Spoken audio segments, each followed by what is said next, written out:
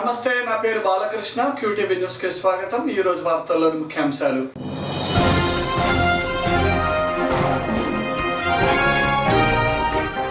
నగరంలో ఘనంగా గాంధీజీ వర్ధంతి వేడుకలు. పూలమాలలు వేసి ఘన నివాళులు అర్పించిన నగరవాసులు.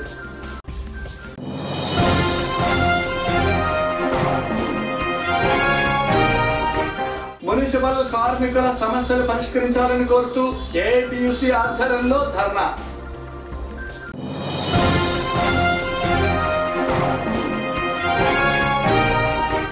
ముగిసిన అంతర కళాశాల మహిళా బ్యాడ్మింటన్ టోర్నీ ఛాంపియన్షిప్ కైవసం చేసుకున్న తెనాలి జేఎంజే కాలేజ్. జాతిపితగా భారతీయుల అందరిచే ఆదరింపబడే గొప్ప స్వాతంత్ర సమరయోధుడు మహాత్మా గాంధీ విదేశీ వస్తువులను బహిష్కరించి 1930లో ఉప్పు సత్యాగ్రహం ప్రారంభించి దేశవ్యాప్తంగా పాదయాత్రలతో స్వాతంత్ర స్ఫూర్తిని రగిల్చిన గొప్ప నాయకుడిగా చరిత్రలో నిలిచిపోతాడు మహాత్మా గాంధీ. 1942లో క్విట్ ఇండియా ఉద్యమంతో ఊపందుకున్న స్వాతంత్ర పోరాటంలో ముందుండి నడిపించిన మహాత్మా గాంధీ వర్ధంతి నేడు. ఆయన వర్ధంతిని నగరంలో పలుచోట్ల ఘనంగా నిర్వహించారు.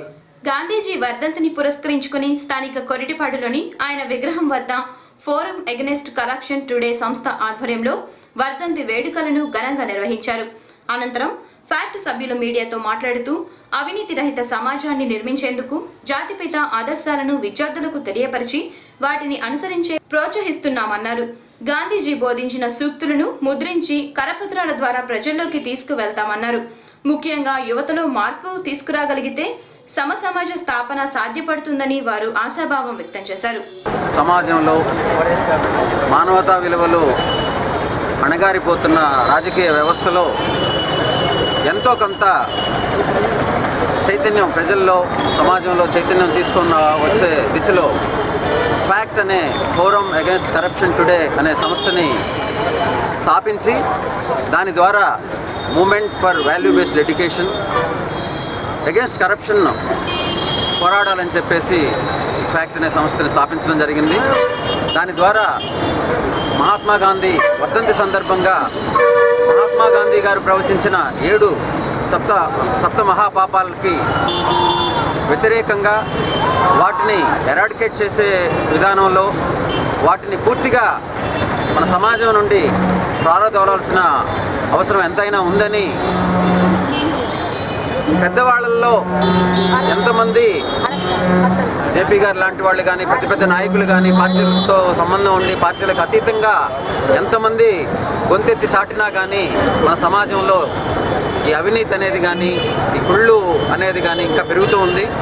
అందుకని చెప్పేసి మేము స్టూడెంట్స్ లెవెల్లో మనం ఈ విలువల్ని మానవతా విలువల్ని ఎథిక్స్ని వీటిని పెంపొందించడం వల్ల వాళ్ళల్లో ఇండ్యూస్ చేయటం వల్ల 10 సంవత్సరాలకో 15 సంవత్సరాలకో 20 సంవత్సరాలకో వాళ్ళు భావి భారత పౌరులై వాళ్ళు సమాజంలో బాధ్యతల్ని నిర్వర్తించే టైంకైనా సరే ఎంతో కొంత ఈ సమాజంలో మార్పు తీసుకురావడానికి అవకాశం ఉంటుందని చెప్పేసి మేము ఆల్మోస్ట్ ఒక 50 ఫ్లెక్స్లు మేము మా సంస్థ తరఫున ప్రతి పెద్ద ఎడ్యుకేషన్ ఇన్స్టిట్యూషన్స్ అన్నిటికి కూడా గత 2-3 రోజులుగా ఇచ్చి వాటి మీద స్టూడెంట్స్ యొక్క సంతకాల సేకరణ చేసి ఈ సప్తమహాపాపాలని వాళ్ళు చదివి వాళ్ళు ఈరోజు ప్రతిజ్ఞ చేసి మౌనం పాటించి గాంధీ గారి వర్ధంతి సందర్భంగా వాళ్ళు ఈ సప్తమహాపాపాలని ఎరాడికేట్ చేసే దిశలో వాళ్ళు వాళ్ళ ప్రతిజ్ఞ చేశారు.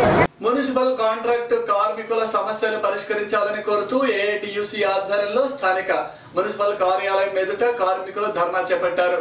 కార్మికులు ఎన్నో పోరాటాలు చేసి సాధించుకున్న జీవోలను సైతం అమలుపరచకుండా శ్రమ దోపిడీ చేస్తున్నారని వారు ఆరోపించారు. ఇప్పటికైనా ప్రభుత్వం స్పందించి కార్మికుల సమస్యలు పరిష్కరించకుంటే రాష్ట్ర వ్యాప్తంగా పోరాటాన్ని ఉధృతం చేస్తామని వారు హెచ్చరించారు. ఈ సందర్భంగా మీడియాతో ఏఐటీయూసీ జిల్లా కార్యదర్శి మాల్యాద్రి మాట్లాడుతూ ఎన్నో సంవత్సరాల తరబడి కనీస వేతనాలు కూడా చెల్లించకుండా శ్రమ దోపిడీ చేస్తున్నారన్నారు.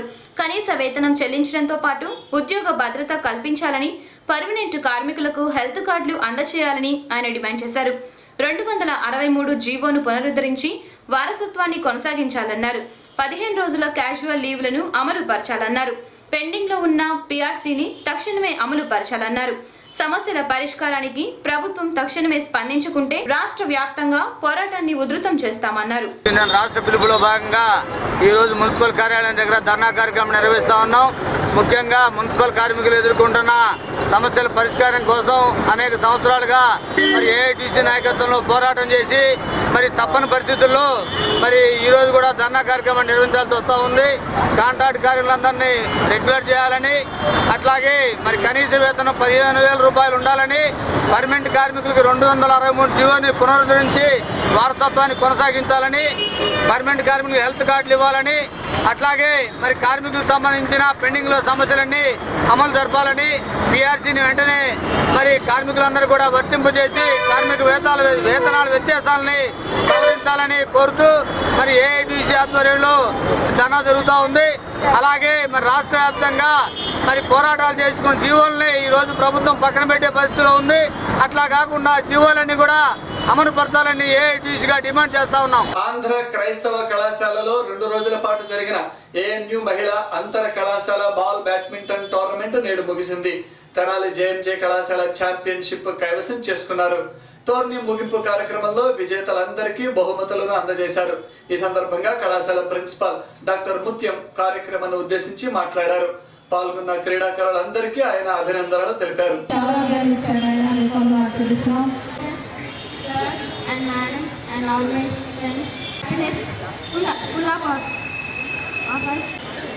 చాలా బాగా ఆడాము. ఫస్ట్ చూడాలని ట్రై చేసాం కానీ ఆడలేదు. నెక్స్ట్ ఏసీ కాలేజ్ అన్నయ్య వాళ్ళు బాగా ఎంకరేజ్ చేశారు. జేఎంజే కాలేజ్ కన్నా సక్సెస్ పెట్టినందుకు థ్యాంక్ యూ.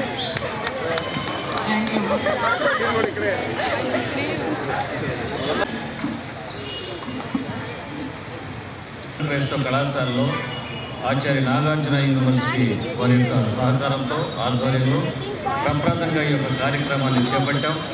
ఇలాంటి కార్యక్రమాలు ఎన్నో మా కళాశాల ఫిజికల్ ఎడ్యుకేషన్ డిపార్ట్మెంట్ పక్షంగా జరగాలని, ఈ కార్యక్రమాల ద్వారా అనేక మంది విద్యార్థులకు చేయూతనిచ్చి మరి రాబోయే సంవత్సరం ఎక్కువ మంది విద్యార్థులు మన కళాశాలలో చేరాలని, ఇంకా ఈ కాంపిటీషన్స్లో మరి గెలుపొందినటువంటి జేఎంజే కాలేజీ విద్యార్థులు, అలాగే government college for women Guntur ఆ బిడ్డలను కూడా అభినందన తెలియజేస్తూ వీరి యొక్క ఉత్సాహాన్ని ప్రోత్సాహాన్ని మీరు ఇంకా కళాశాలలో పొందాలని, అదేవిధంగా మీ యొక్క స్టడీస్లో కూడా మీరు మంచి మార్కులు తెచ్చుకొని మీ కళాశాలకు మంచి పేరు తీసుకురావాలని, మరి ముఖ్యంగా మా ఆంధ్ర క్రైస్తవ కళాశాల విద్యార్థులందరూ కూడా ఈ సంవత్సరం 100% రిజల్ట్స్ తీసుకురావడానికి ప్రయత్నం చేస్తున్నారు.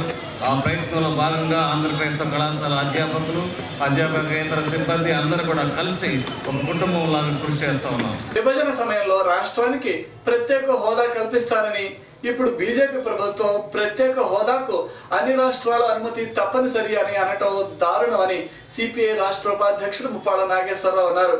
భారతీయులంతా జాతి పితగా గౌరవించే గాంధీజీని హత్య చేసిన గాడ్సేకు గుడి నిర్మిస్తూ ఉంటే ప్రభుత్వం చూస్తూ ఊరుకోవడం సిగ్గుచేటన్నారు. ప్రజాస్వామ్య దేశంలో బీజేపీ ప్రభుత్వం అనుసరిస్తున్న తీరు అత్యంత ప్రమాదకరంగా ఉన్నదని ఆయన అన్నారు. నేడు స్థానిక కొత్తపేటలోని సిపిఐ కార్యాలయంలో జరిగిన మీడియా సమావేశంలో సిపిఐ రాష్ట్ర ఉపాధ్యక్షులు ముప్పాళ్ళ నాగేశ్వరరావు, జిల్లా కార్యదర్శి జంగాల అజయ్ కుమార్, ఏఐటియుసి నాయకులు కృష్ణారావు తదితరులు పాల్గొన్నారు. ఈ సందర్భంగా వారు మాట్లాడుతూ రాజధాని ప్రాంత రైతుల సంక్షేమానికి ప్రభుత్వం స్పష్టత చూపించాల్సిన అవసరం ఉందన్నారు. నేడు ఏం జరుగుతుందో తెలియని అయోమయ పరిస్థితి రైతుల్లో నెలకొందని, వారికి భరోసా కల్పించేలా చర్యలు తీసుకోవాల్సిన బాధ్యత ప్రభుత్వానిదే అన్నారు. రైతులు తెలుగుదేశం పార్టీ నాయకులతో సహా వారు అడిగింది 1,50,000 రుణమాఫీ కాదు, స్కేల్ ఆఫ్ ఫైనాన్స్ ప్రకారం రుణమాఫీ కాదు. మేము వ్యవసాయం కోసం, పిల్లల చదువుల కోసం బ్యాంకుల్లో తీసుకున్న వ్యవస్థాగతమైన అన్ని రుణాలని ఈ 29 గ్రామాల్లో రద్దు చేయండి.